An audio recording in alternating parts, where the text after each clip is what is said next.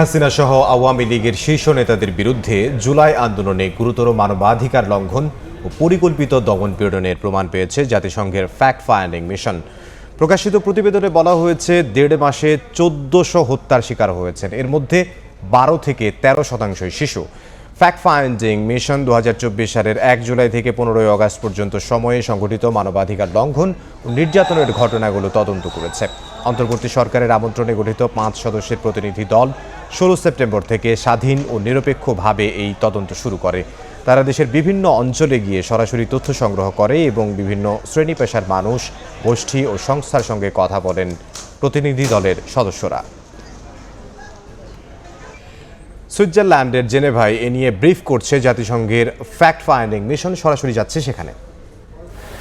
Among our key findings, there are reasonable grounds to believe that officials of the former government, its security and intelligence apparatus, together with violent elements associated with the former ruling party, committed serious and systematic human rights violations.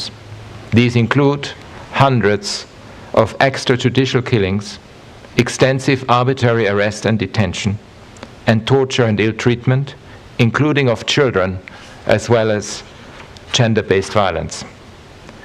These violations were carried out with the knowledge, coordination, and direction of the former political leadership and senior security officials, with the specific goal of suppressing the protests and keep the former government's grip on power.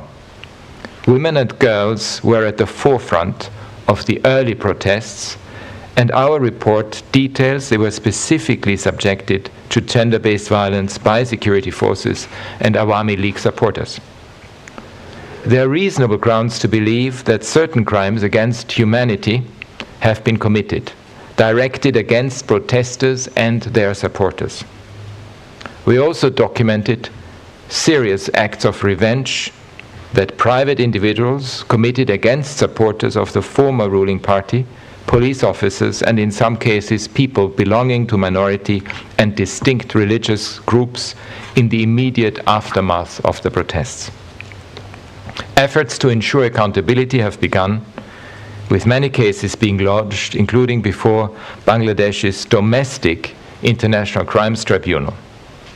There are major challenges and deficiencies in the current legal system, and significant steps need to be undertaken to ensure compliance with international standards of due process and fair trial. সরাসরি ছিলাম সুইজারল্যান্ডের জেনেভায় fact finding এর মিশনের ব্রিফিংয়ে।